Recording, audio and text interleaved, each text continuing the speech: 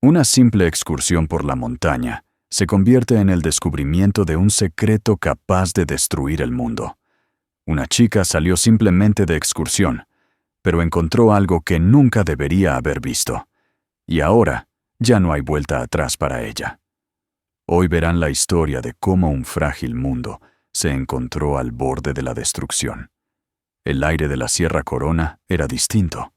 Clara lo supo en el instante en que el primer rayo de sol traspasó la cresta de las montañas y tiñó de oro pálido la escarcha sobre su tienda. No era el frío limpio y cortante de las alturas, ni la fragancia resinosa de los pinos milenarios. Era algo más, una quietud vibrante, una tensión contenida en el propio tejido del paisaje. Llevaba una semana en el Parque Nacional, una semana persiguiendo la luz perfecta para la portada de su futuro libro, y cada día había aprendido a leer el lenguaje silencioso de aquellas tierras. Era una experta en ello. A sus 30 años, las suelas de sus botas habían memorizado la textura de los senderos andinos y el crujido del hielo del Himalaya.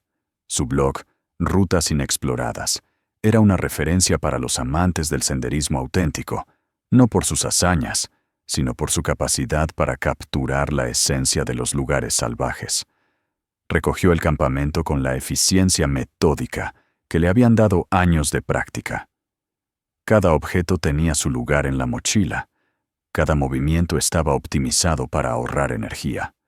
Mientras enrollaba su saco de dormir, sintió de nuevo esa extraña vibración, un temblor casi imperceptible que ascendió desde la tierra dura y helada.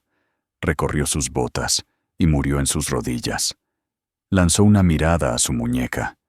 El brazalete sismógrafo, un regalo de su hermano ingeniero, mostró en su diminuta pantalla una serie de picos minúsculos. Actividad sísmica normal para una región geológicamente activa, se dijo, un simple reajuste de las placas tectónicas. Pero el argumento racional no logró disipar del todo la sensación de que las montañas, en su majestuoso silencio, le estaban advirtiendo de algo. El aire olía a ozono y a piedra húmeda, y el viento que bajaba de las cumbres parecía susurrar un secreto que no alcanzaba a comprender. Ese día, su objetivo era un altiplano poco conocido al este del parque, un lugar que los mapas oficiales apenas mencionaban y que prometía vistas espectaculares del atardecer. Se desvió de la ruta marcada, siguiendo una senda de ciervos que ascendía en zigzag por una ladera cubierta de rocas y matorrales. El sol ya estaba alto, calentando la piedra y haciendo brillar las agujas de hielo que colgaban de las ramas. Era un mundo de una belleza cruda y primordial. Fue entonces cuando lo vio. No era más que una anomalía en el patrón natural, una línea de hierba aplastada y tierra sutilmente removida que se desviaba de la senda animal y se perdía en un denso bosquecillo de abetos. Su ojo entrenado la detectó al instante. No era un camino hecho por el agua, demasiado rectilíneo.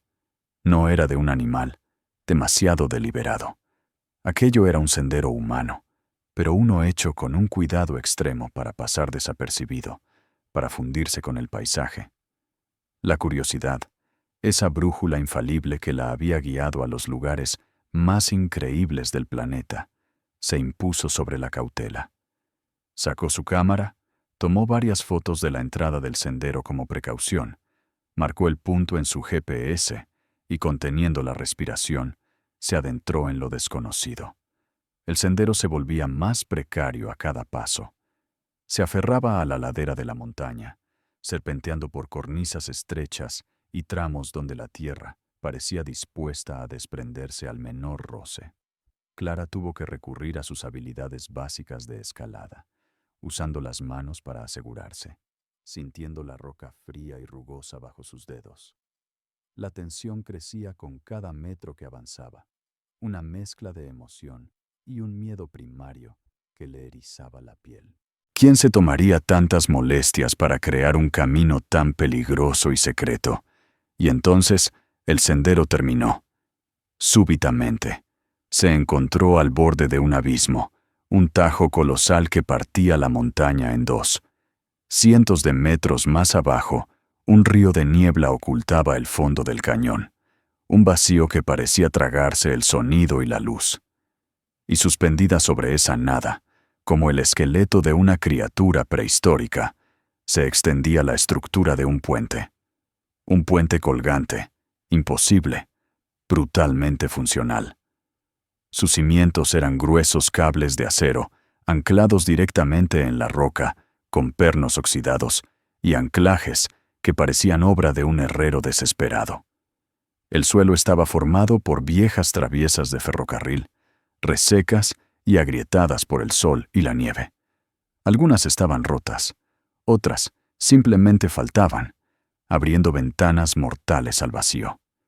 Unas delgadas hebras de alambre, a cada lado, servían como un pasamanos ilusorio.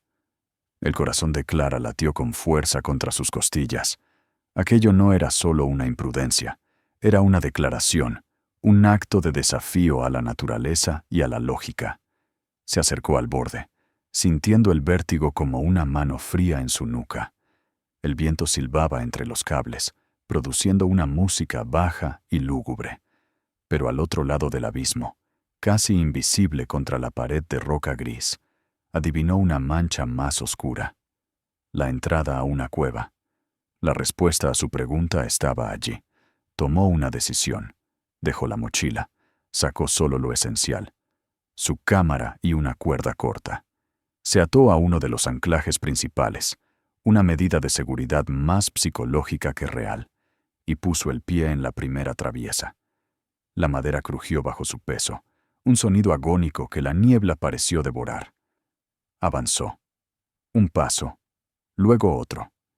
El puente cobró vida, balanceándose con un ritmo lento y nauseabundo. Se aferró a los cables helados, sintiendo la vibración del viento recorrer sus brazos. El mundo se redujo a la siguiente tabla, al siguiente agarre. No miró hacia abajo. Se concentró en el sonido de su propia respiración, en el golpeteo rítmico de su pulso. A mitad de camino, el infierno se desató. La traviesa bajo su pie derecho se partió con un chasquido seco y violento. Su pierna se hundió en el vacío. Un grito ahogado escapó de su garganta mientras su cuerpo se desplomaba, sostenido únicamente por la fuerza de sus brazos aferrados al cable. Se quedó allí colgada, suspendida entre el cielo y la nada, el corazón a punto de estallar. El viento mecía su cuerpo como el de una muñeca de trapo. Por un instante, el pánico la paralizó. Luego, la adrenalina y años de entrenamiento tomaron el control. Con un esfuerzo sobrehumano, hizo su cuerpo, enganchó la punta de su bota en una de las tablas inferiores y centímetro a centímetro, logró volver a subir al precario sendero de madera. No se detuvo a pensar. Siguió avanzando, impulsada por un miedo puro y una terquedad indomable. Cuando sus pies tocaron la roca sólida del otro lado, sus piernas cedieron y cayó de rodillas, jadeando, temblando de forma incontrolable. El alivio fue tan abrumador que casi la hizo vomitar. Permaneció allí varios minutos, hasta que el temblor de sus músculos amainó y su respiración volvió a un ritmo casi normal.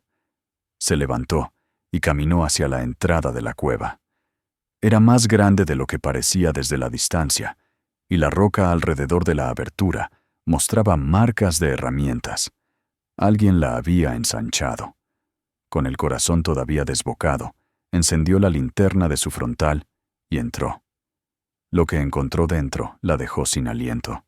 No era el refugio de un ermitaño, ni el escondite de un furtivo. Era un laboratorio, una estación de monitoreo que fusionaba la geología primigenia de la cueva con una tecnología sorprendentemente avanzada. Las paredes naturales estaban cubiertas de mapas topográficos y diagramas sísmicos. En los nichos y repisas de la roca se alineaban instrumentos de precisión, sismógrafos digitales, analizadores de gases, espectrómetros. Un conjunto de monitores apagados se apilaban en una esquina. Una red de cables desaparecía por agujeros perforados en la roca, conectando aquel santuario secreto con las profundidades de la Tierra. Todo el sistema parecía alimentarse de un generador silencioso y paneles solares que seguramente estarían camuflados en el exterior.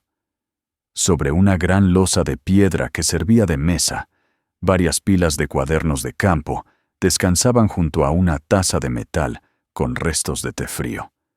El lugar no estaba abandonado. Parecía como si su ocupante hubiera salido hacía apenas unas horas. Con una mezcla de temor y reverencia, Clara tomó el primer cuaderno. La caligrafía era pequeña, precisa y densa. Las primeras páginas estaban llenas de datos crudos, fechas, coordenadas, mediciones de temperatura a distintas profundidades, lecturas de tensión en la roca. Era el lenguaje universal de la ciencia, frío e impersonal. Pero a medida que pasaba las páginas y los años, el tono comenzaba a cambiar. Entre las columnas de números aparecían anotaciones personales, frases cargadas de una creciente ansiedad. Anomalías preocupantes en el sector Epsilon, leyó. Las concentraciones de SO2 exceden todas las previsiones. Fue entonces cuando encontró el nombre, Dr. Daniel Vargas. El nombre le resultó vagamente familiar, una sombra en su memoria de algún artículo científico leído hacía años. El cuaderno siguiente narraba una historia que se volvía cada vez más oscura. El Dr. Vargas, basándose en sus datos, había llegado a una conclusión aterradora. El supervolcán sobre el que se asentaba todo el parque, considerado extinto durante eones, no lo estaba. Estaba despertando. Sus notas describían su lucha desesperada por alertar a las autoridades y a la comunidad científica. Adjuntaba copias de informes enviados, actas de reuniones, donde sus colegas lo tachaban de alarmista, cartas de comités que le denegaban la financiación. Las últimas páginas de los diarios oficiales eran un testimonio de su derrota. Su proyecto fue cancelado, su reputación destruida. Clara tomó el último cuaderno, el que estaba encima de la pila. Este era diferente. No era un cuaderno oficial, sino una simple libreta. La caligrafía era la misma, pero más febril. Estaba lleno de datos recogidos en esa misma cueva. Datos que confirmaban su hipótesis de la forma más espantosa posible. Las gráficas que había dibujado a mano mostraban curvas que ascendían casi verticalmente. El volcán no solo estaba despertando, estaba a punto de estallar.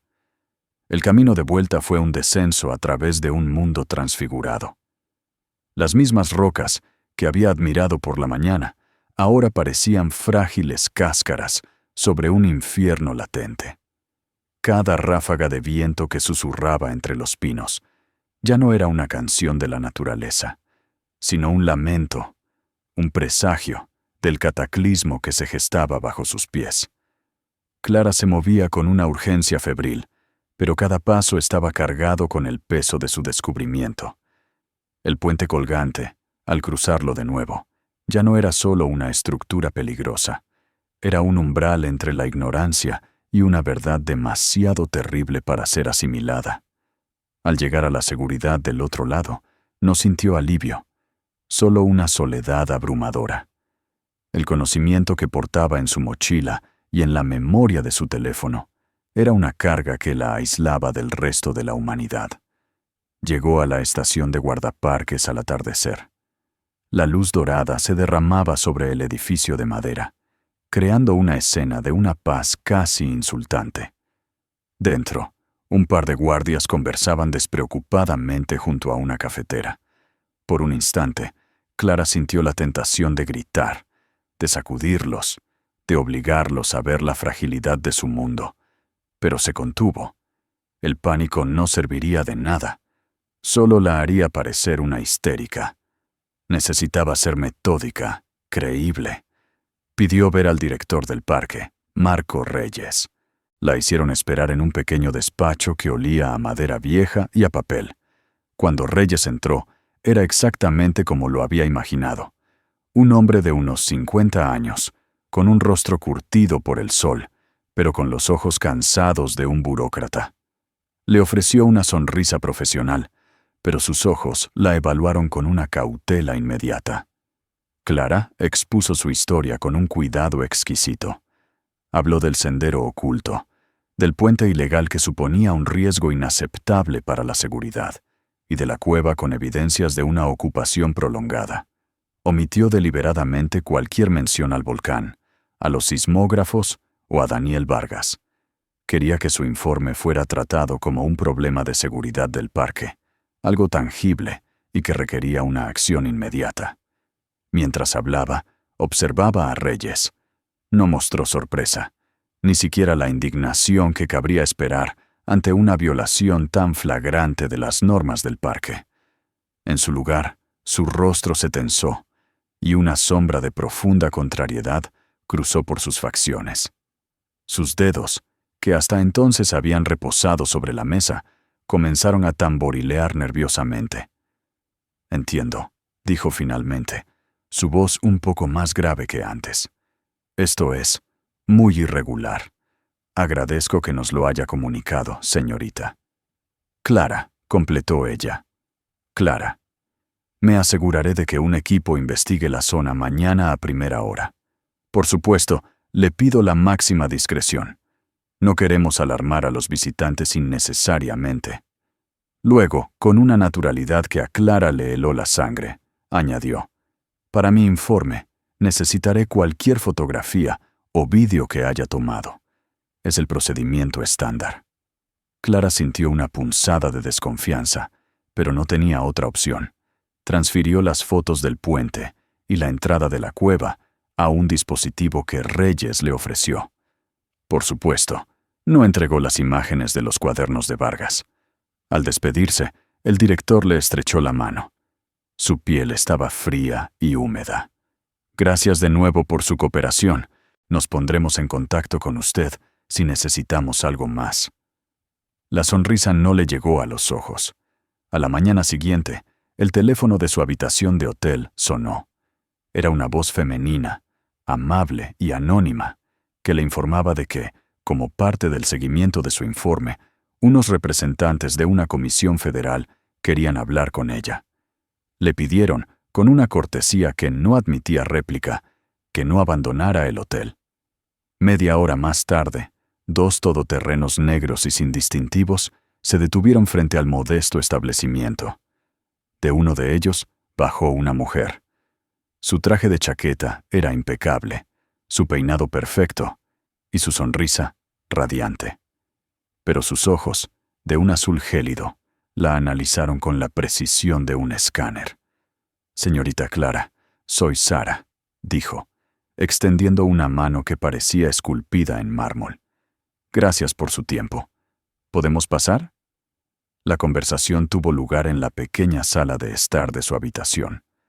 Sara se sentó en el sofá, mientras 2 hombres corpulentos permanecían de pie junto a la puerta, bloqueando la salida. La atmósfera, que pretendía ser informal, era asfixiante. Sara no hizo preguntas, sino afirmaciones. «Entendemos que ayer tuvo una pequeña aventura en el parque», comenzó, su tono ligero, casi condescendiente. «Hemos revisado su informe. La estructura que encontró es una antigua estación de monitoreo que fue desmantelada hace años. Pertenecía al doctor Daniel Vargas, un científico brillante, pero un tanto excéntrico». Clara sintió que el suelo se abría bajo sus pies. No estaban investigando, estaban conteniendo, estaban desplegando una narrativa preparada. «La cuestión es», continuó Sara, su sonrisa desapareciendo lentamente, «que sabemos que se llevó uno de sus diarios personales. Técnicamente, es propiedad del gobierno. Documentación clasificada. Necesitamos que nos lo devuelva para archivarlo correctamente». Clara intentó protestar, pero los datos que contiene indican un peligro real. «El volcán», Sara la interrumpió con un gesto suave de la mano. «Todo está bajo control, Clara. Los expertos han revisado los viejos datos del doctor Vargas y han concluido que sus teorías eran infundadas, alarmistas. No hay absolutamente ningún peligro». La facilidad con la que mintió era escalofriante. Era una profesional. Sabiendo que no tenía escapatoria, Clara sacó el cuaderno de su mochila y se lo entregó. Uno de los hombres de Sara se acercó, tomó el cuaderno y luego, con una eficiencia robótica, le pidió su teléfono y su cámara. «Protocolo», dijo Sara sin mirarla. El hombre conectó los dispositivos a una tableta. Clara observó impotente cómo borraba sistemáticamente cada archivo de la carpeta de la Sierra Corona. Cuando terminó, le devolvió los aparatos, ahora limpios, vacíos de cualquier prueba. Lo que no sabía, y lo que Clara misma apenas recordaba en ese momento de pánico, era que su teléfono tenía activada una copia de seguridad automática en una nube encriptada. Al levantarse para irse, Sara se detuvo frente a ella. Su sonrisa había desaparecido por completo, reemplazada por una máscara de fría advertencia. «Es usted una chica inteligente, Clara», dijo en voz baja, casi en un susurro. «Le encanta viajar, ver mundo. Sería una lástima que le ocurriera algún accidente desafortunado en una de sus excursiones. Las montañas pueden ser muy traicioneras a veces». Se inclinó un poco más. «Olvide esto». No era una recomendación, era una sentencia. Cuando se marcharon, Clara se quedó inmóvil en medio de la habitación. El miedo inicial dio paso a una ira fría y lúcida. La habían neutralizado, habían confiscado, borrado y amenazado. Encendió la televisión y buscó el canal de noticias local. Un titular en la parte inferior de la pantalla captó su atención. Parque Nacional Sierra Corona cierra el acceso al altiplano este por riesgo geológico. Estaban usando su propio informe, su propia verdad, a medias, para construir el muro de su mentira. Se sentó en el borde de la cama, el corazón latiéndole con una fuerza sorda. Podía marcharse. Podía coger un avión, volar a casa, intentar olvidar la mirada de Sara, el peso del cuaderno de Vargas, el susurro de la tierra. Podía salvarse. Pero entonces, la imagen de las gráficas, ascendiendo hacia el infinito, volvió a su mente. Pensó en las familias que en ese mismo instante hacían picnics en los valles, en los niños que reían junto a los ríos, todos viviendo sobre una bomba de tiempo cuya existencia era negada por las mismas personas que debían protegerlos. Miró su reflejo en la pantalla oscura del televisor.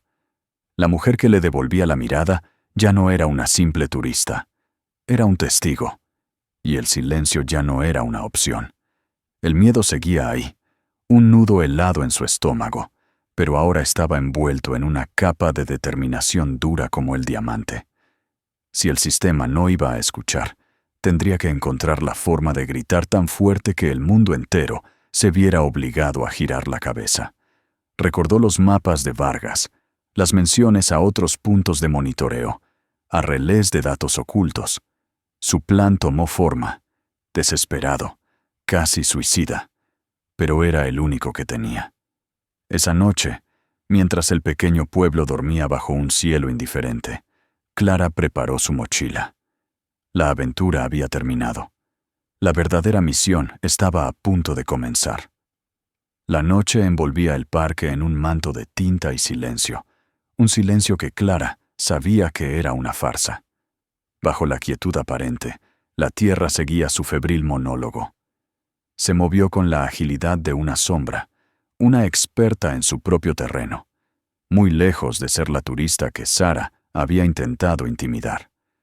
Eludió las patrullas de los guardaparques, que ahora vigilaban los accesos principales a la zona clausurada, utilizando un conocimiento del terreno que había adquirido durante días de exploración. Cada paso era un acto de desobediencia, una pequeña rebelión contra el muro de silencio que habían erigido a su alrededor. El aire había cambiado. Ya no era solo una sensación, sino un hecho perceptible. Un olor acre a azufre, débil pero inconfundible, flotaba en la brisa nocturna.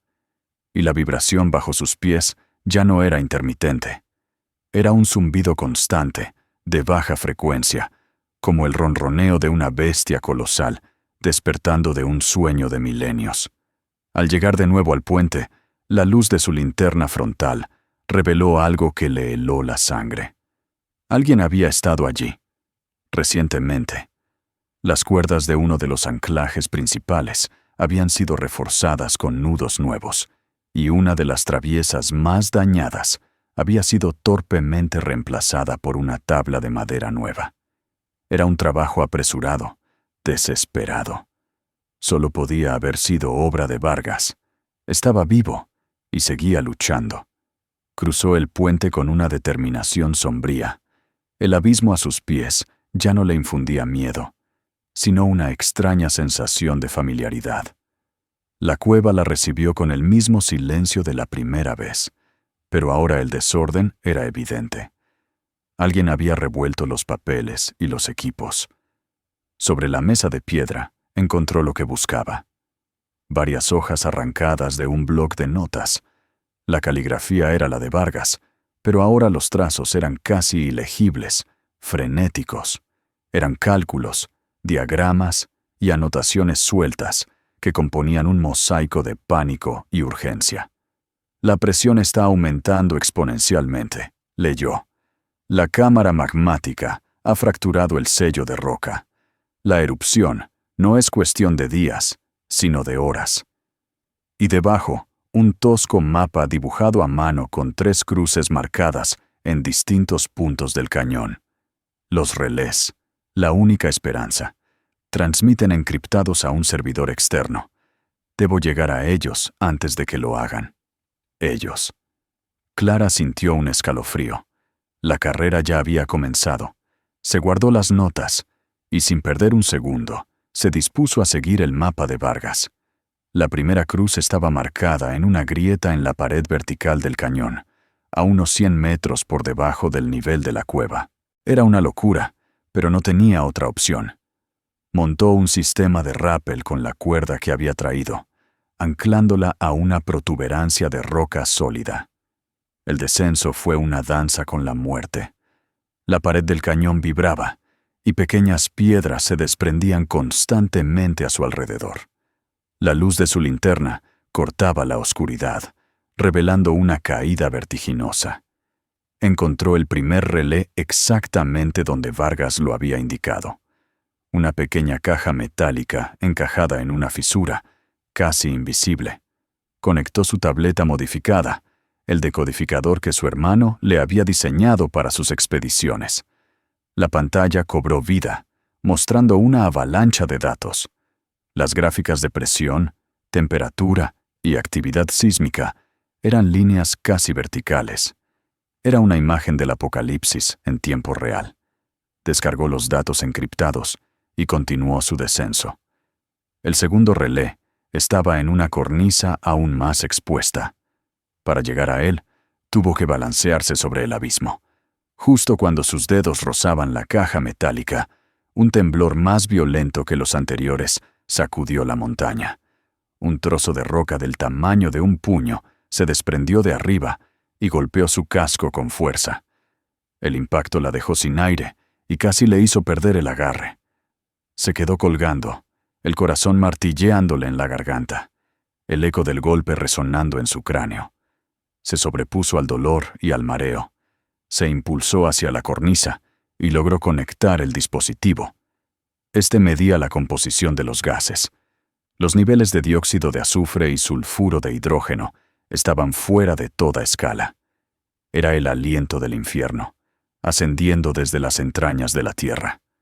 El tercer y último relé, según el mapa, se encontraba cerca del fondo del cañón, en una zona de desprendimientos recientes. La bajada final fue la más peligrosa. El suelo era un caos de rocas sueltas y tierra inestable.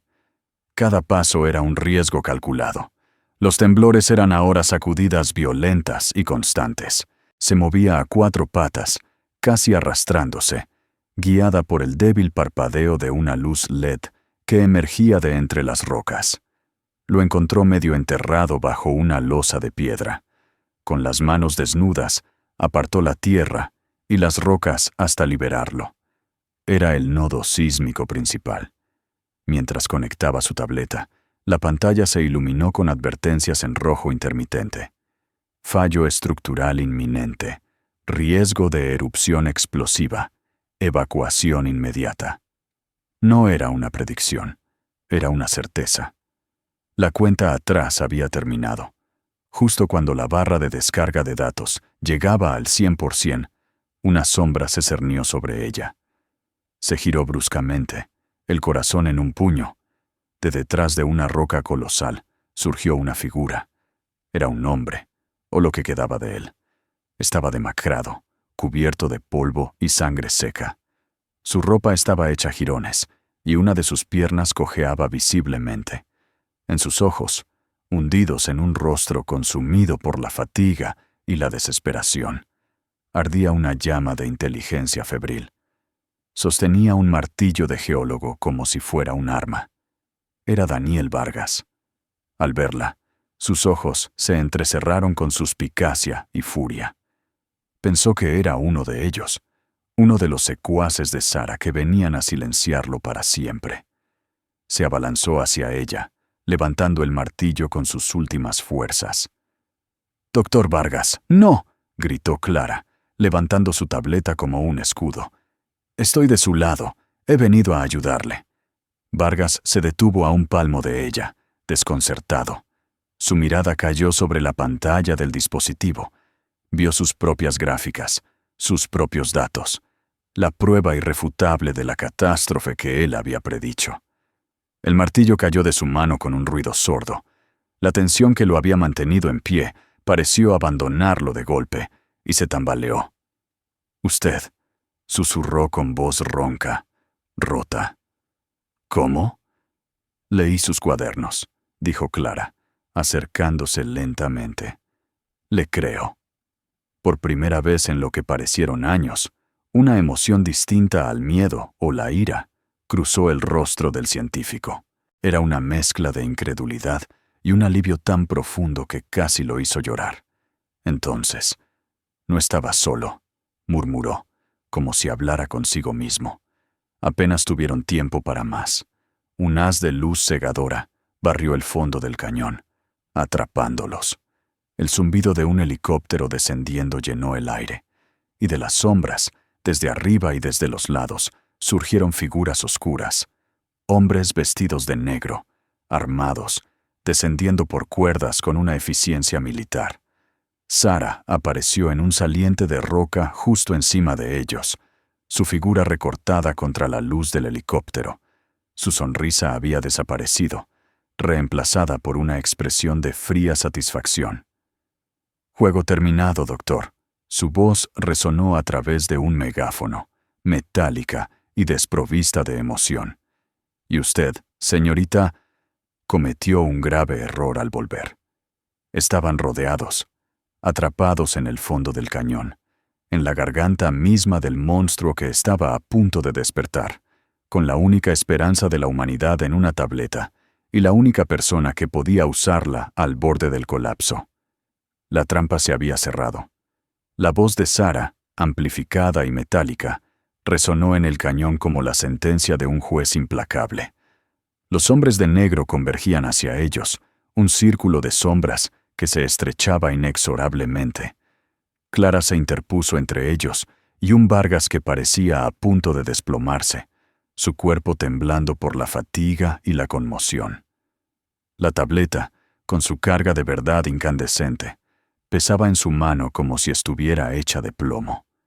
El final había llegado, no como un cataclismo de fuego y roca, sino en la forma de un susurro burocrático y una amenaza silenciosa en un desfiladero olvidado. «Entregue el dispositivo, Clara», ordenó Sara, su tono ahora desprovisto de toda cordialidad. «Ha causado suficientes problemas». Pero la Tierra tenía otros planes.